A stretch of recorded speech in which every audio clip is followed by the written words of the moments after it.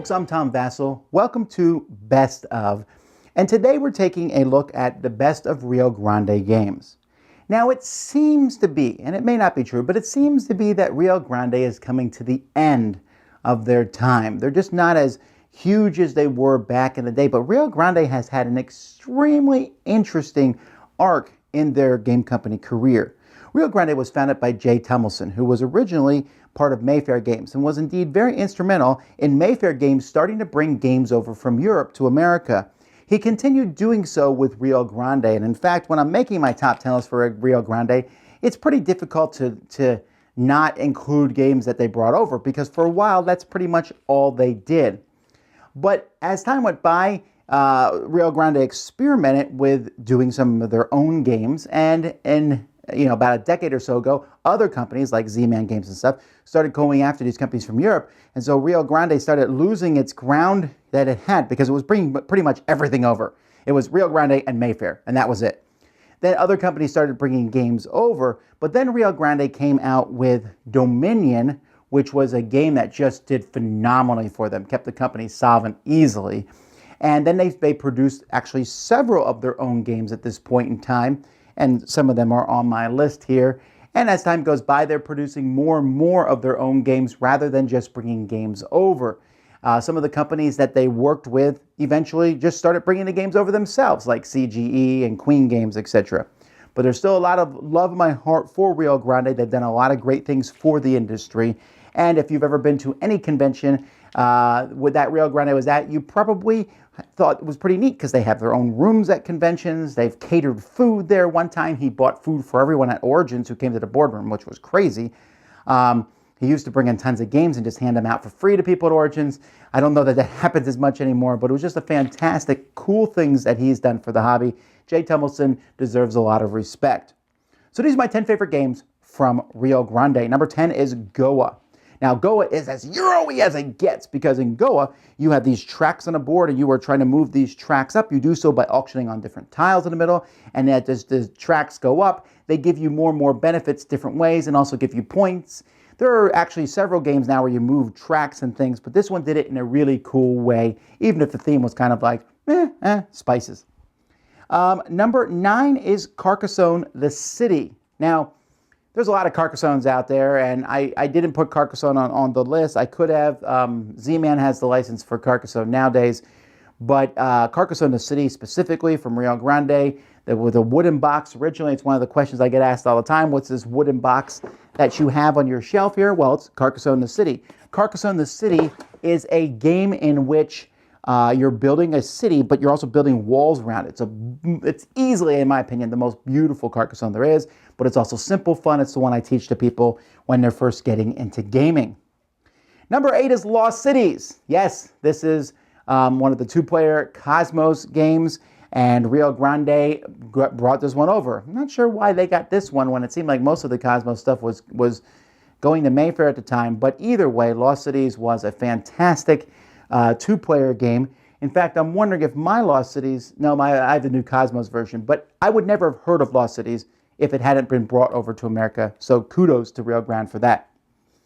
Number 7 is Power Grid. There's another relationship that Rio Grande had, and they still actually do have this one with 2F Games, Friedman Fries.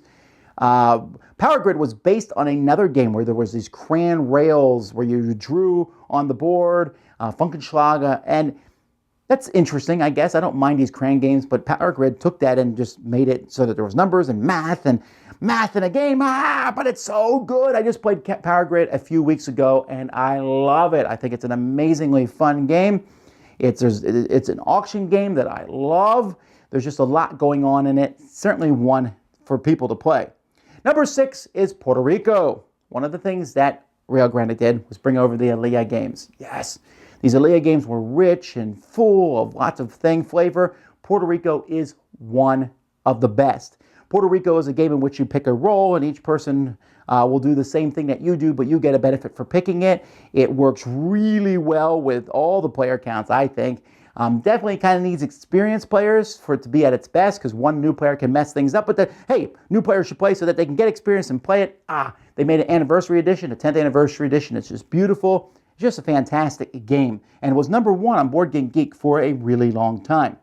Number 5 is El Grande. Again, many of these games that I'm mentioning, you're like, oh, that seems to be with a different company. Yeah, it may be, but El Grande, which Jay brought over, this is just area control, and it is amazing, fantastic, stupendous, really enjoy it. And the fact that it's number 5 on my list just shows how many great games Rio Grande has brought over. But El Grande, just a simple putting cubes and controlling a region, but the way you did so with card play was fantastic, and an expansion added another way to do it, which was just as good. Number 4, is Airlines Europe. Now, Airlines Europe was based on Union Pacific, which was a train game from Alan Moon. This is way before he did Ticket to Ride. A stock market, very simple game. Airlines Europe is basically the same thing, but streamlined and better. This is one of those games, every time I play it, I think, what an amazing game. It's simple to put out. You're basically going to be building up an airline or collecting shares of that. It's kind of like a much more gamier, fantastic version of shorter games like this, like Loco, but this does it in a big, better way, but still only takes a little over an hour. Really enjoy Airlines Europe. Number 3 is Race for the Galaxy. I remember getting this game. I bought it at a Toys R Us in Korea, which is a weird place to buy a game, and read it on the subway ride home, read through the rules, said, this seems kind of interesting. You're using these cards for different things. Sat down, played it, said no game will ever beat this. This is amazing, it's fun, it's stupendous, and it was. Using the cards for different things, building a galaxy. This game came out when space games were very, very rare, but a lot of fun. Race for the Galaxy. But my number 2 is Roll for the Galaxy. And this is very much like, I don't know which one to put first. Roll for the Galaxy is a sequel to this, came out many years later, but with dice, where you have a dice cup and you're rolling these dice and then using these dice and, again, going out and building planets and conquering planets and such.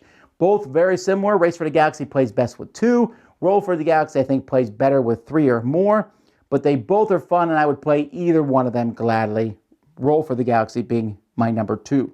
And my number 1 I already mentioned as the game that financially helped Rio Grande, and that's Dominion. What can you say about Dominion? It started a whole genre. You know, it literally, very few games, when they come along, they produce so many copycats that we can dedicate whole categories to them. Dominion did that. Deck building. Dominion, Dominion Intrigue, Dominion Seaside, Dominion Prosperity, Dominion Adventurers, Dominion Alchemy, Dominion Dark Ages. There's a couple more. There's a lot of expansions for Dominion that are out there. But when I first played that base game, I said, what? We can switch some cards out. Let's do it again. Let's do it again. Let's do it again. Let's do it again. When Intrigue came out, I was like, oh my goodness, I want to play this. More cards. I'm so excited. To the point where I remember just last year, they came out with another expansion, and I saw it being played for the first time, and I almost ran over. I was so excited to try out new cards and new stuff for Dominion. This game has stood the test of time. It's an amazing, fun deck builder that is Dominion. Those are my favorite Rio Grande games. This was a harder list to make, folks, just because they've done so many things with so many other companies that, this all gets kind of mixed up sometimes. But they've done a fantastic thing for the industry. They deserve to be applauded for that. Certainly, whether the game is an original with them or it's one they brought over, it's worth taking a look at. There's some pretty horrible ones over the years, but there's also been way, way many better and great ones. Thank you, Jay, for all you've done. Those are my favorite Rio Grande games. Tell me yours in the comments. Until next time, I'm Tom Vasel, and this has been Best of Rio Grande. Thanks so much for watching the Dice Tower videos. Find more great videos and reviews, as well as our top-rated audio podcast at Dicetower.com. You can also find other great shows at Dicetowernetwork.com. I'm Eric Summerer, and you've been watching The Dice Tower. The Dice Tower is sponsored by Cool Stuff Inc., where you can find great games for great prices. Cool stuff in stock. Check them out at CoolStuffInc.com.